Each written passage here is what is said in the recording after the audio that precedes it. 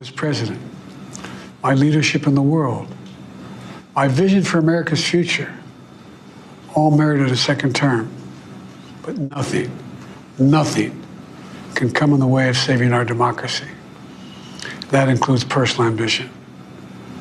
So I've decided the best way forward is to pass the torch to a new generation. That's the best way to unite our nation. You know, there is a time and a place for long years of experience in public life. There's also a time and a place for new voices, fresh voices, yes, younger voices. And that time and place is now. Over the next 6 months, I'll be focused on doing my job as president.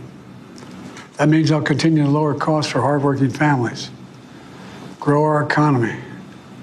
I'll keep defending our personal freedoms and our civil rights, from the right to vote to the right to choose. I'll keep calling out hate and extremism. Make it clear there is no place in America for political violence or any violence ever, period.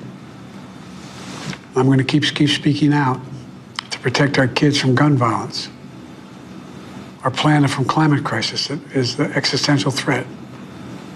And I will keep fighting for my cancer moonshot, so we can end cancer as we know it, because we can do it. I'm going to call for Supreme Court reform, because this is critical to our democracy, Supreme Court reform.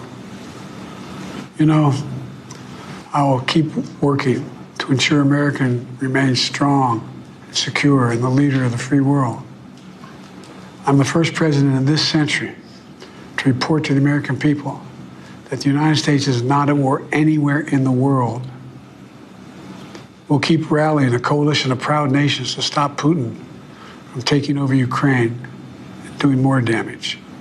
We'll keep NATO stronger, and I'll make it more powerful and more united than any time in all of our history.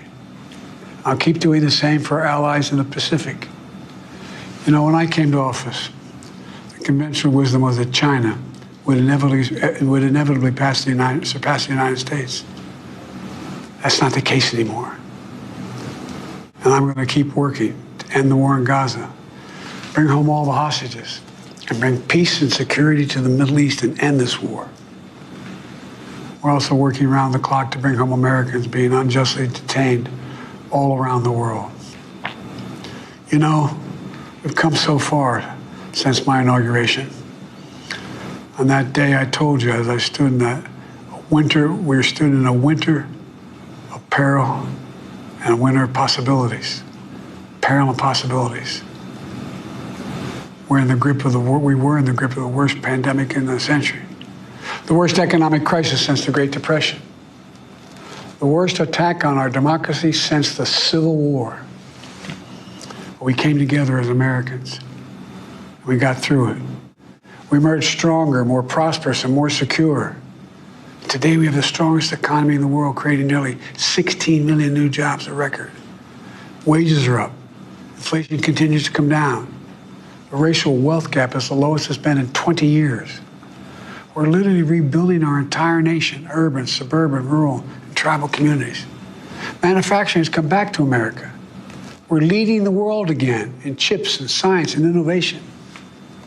We finally beat Big Pharma after all these years to lower the cost of prescription drugs for seniors. And I'm going to keep fighting to make sure we lower the cost for everyone, not just seniors. More people have health care today in America than ever before. And I signed one of the most significant laws helping millions of veterans and their families who are exposed to toxic materials. You know, the most significant climate law ever in the history of the world. The first major gun safety law in 30 years. And today, the violent crime rate is at a 50-year low. We're also securing our border.